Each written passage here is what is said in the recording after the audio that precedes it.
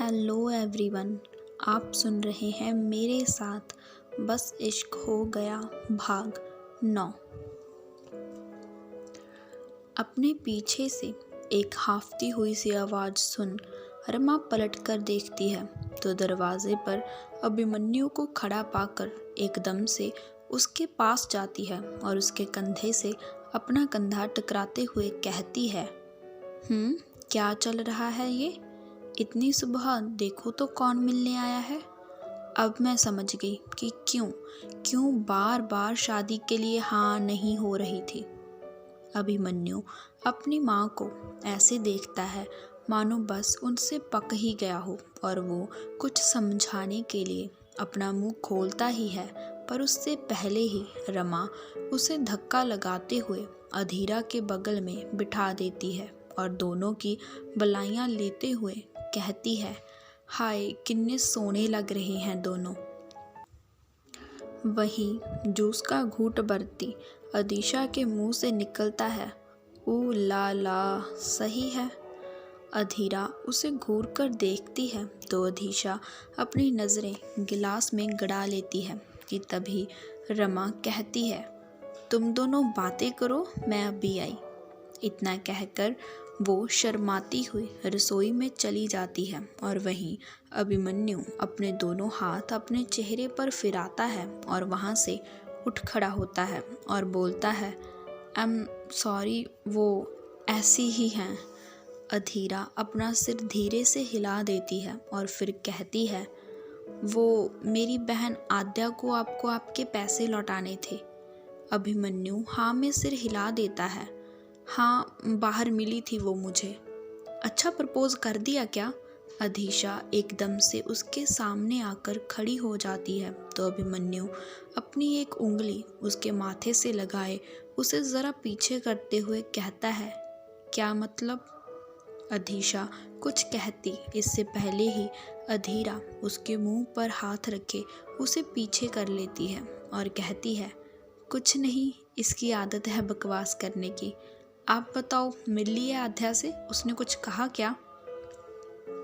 अभिमन्यु उसकी तरफ ऐसे देखता है मानो कोई झूठ पकड़ने की तैयारी में हो और ये देख अधीरा सकपका जाती है और कहती है, मेरा मतलब था कि वो जो भी हो, प्लीज़ अभी के लिए यहाँ से बाहर चलो, माँ आती ही होंगी। अभिमन्यु के इतना कहते ही अधीरा की आंखों में जाद आने के भाव आते हैं और वो बाहर की तरफ लपक लेती है तो वहीं अधीशा अपना गिलास फटाफट से मुंह से लगा लेती है। आखिर इतना टेस्टी जूस ऐसे कैसे छोड़ सकती थी वो। अभिमन्यु हैरानी से उसे देखता है और फिर उन दोनों के पीछे ही घर के बाहर आ जाता है। घर के बाहर आध्या इधर से उधर चक्कर काट रही थी कि उसे अधीशा नजर आती है जो भागते हुए आ रही थी और उसके पीछे अधीशा मजे से टहलते हुए आ रही थी मानो अपने जीजा का घर हो और उसके ठीक पीछे अभिमन्यु भी चलते हुए आ रहा था। वो तीनों आध्या के पास आते हैं तो आध्या पूछती है, क्या हुआ? कुछ नहीं, चलो चलो चलते हैं। अधीरा एकदम से कहती है तो अभिमन्यु कहता है, अरे रुको। हाँ जी बोलिए। अधीशा उसकी तरफ पलटकर कहती है तो अभिमन्यु उसके माथे पर उंगली रखे उसे दूसरी तरफ कर देता है तो अधीशा उसे घूर कर देखती है तो वही अभिमन्यु उसे छोड़ आध्या को देखते हुए कहता है, जिस चीज़ के लिए आई थी वो काम तो आपने किया ही नहीं। आध्या उलझन में उसे देखती है तो अभिमन्यु अपने हाथ लपेट लेता है और कहता है, लगता है भूल गई आप पत्नी जी। आध्या को एकदम से याद आता है और वो अपना पर्स टटोलने लगती है, पर वो तो उसके पास था ही नहीं तो वो थोड़ा पीछे हटकर अधीरा से कहती है, अबे पैसे तो दे दे। अधीरा अपने दोनों हाथ उसके आगे कर देती है जो खाली थे और ये देख आध्या अपना सिर पीट लेती है और जबरन मुस्कुराते हुए अभिमन्यु को देखती है तो वहीं वो सब समझ जाता है और अपना सिर हिला देता है। वो तीनों जल्दी से वहाँ से निकल जाती हैं और पीछे खड़ा अभिमन्यु उन्हें जाते हुए देखता रहता है कि तभी एक आवाज़ उसके कानों में पड़ती है, जिसे सुन वो चौंक कर पलटता है और वो आवाज़ रमा की थी, जो पूछ रही थी, वो चली गई क्या? लगभग एक हफ्ता बीत चुका था आध्या को अभिमन्यु से मिले हुए, और इसी बीच एक बार फिर सुमित्रा अपने रिश्तों का पोटला लिए आध्या के पास आती है, जिसे खोलते ही आध्या बिजली की तेजी सा मना कर देती है। पर एक बार फिर सुमित्रा का वही मैं जहर खा लूंगी और इन दोनों को भी दे दूंगी वाला राग शुरू हो जाता है, और इस बार भी थक हार कर आध्या को लड़के वालों से मिलने के लिए हाँ करनी पड़ती है। परंतु उसका मन अभी भी अभिमन्यु में ही अटका हुआ था, पर शायद उनका कुछ नहीं हो सकता, ये सोचकर वो अपना ध्यान उस पर से हटा लेती है। और आज एक बार फिर अधीरा से लिपा और पोती करवाने के बाद वो हाथ में चाय की ट्रे लिए रसोई के दरवाजे पर खड़ी थी और कांपते हाथों को डपट रही थी। तभी सुमित्रा की खिलखिलाती सी आवाज़ उसके कानों में पड़ती है, जो शायद लड़के वालों से कह रही थी, बहन जी आप चिंता मत कीजिए, शादी के बाद मेरी बेटी आपके घर को स्वर्ग बना देगी। अपनी माँ की बात सुन आध्या का मुंह बन जाता है और वो अपने बगल में खड़े खड़े चिप्स ठूस रही अधीशा को देखती है, जो अपने मुंह से निकलते टुकड़ों को संभालते हुए दांत दिखा देती है। पर तभी सुमित्रा के सामने से एक औरत की आवाज़ में जवाब मिलता है, मतलब कि हमारी फोटो पर हार चढ़ा देगी आपकी बेटी, है ना?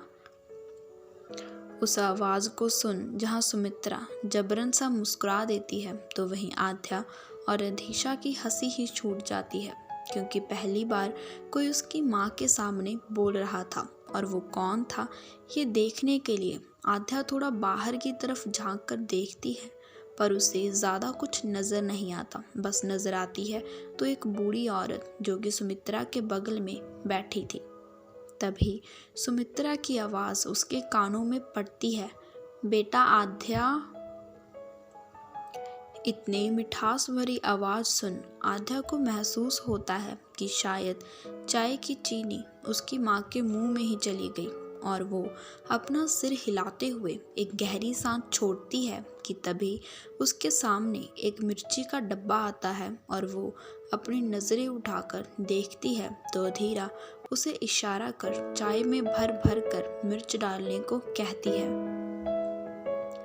पहले तो आद्या मना कर देती है, पर फिर ट्रे वहाँ रखे लाल मिर्च का चम्मच भरकर एक प्याली में डाल देती है। पर इससे पहले कि वो बाकियों में भी डालती, सुमित्रा वहाँ आ जाती है और उससे डरकर आद्या फटाफट से ट्रे उठाती है और बाहर की तरफ चल देती है। पता नहीं ये चाय अब किसके नसीब में थी।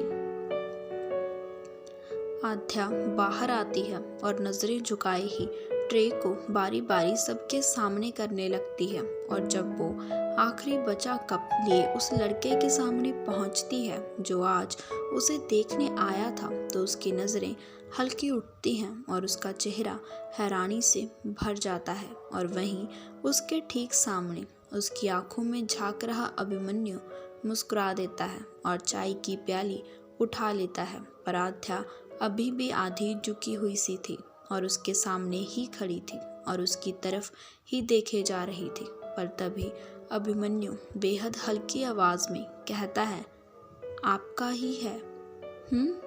क्या? आध्या बिल्कुल धीमी आवाज़ में बोलती है, तो अभिमन्यु अपने सीने पर हाथ रखे अपना सिर थोड़ा सा झुका देता है, जिससे आध्या की मुस्कान गहरी हो जाती है और उसका चेहरा कानों तक लाल पड़ जाता है।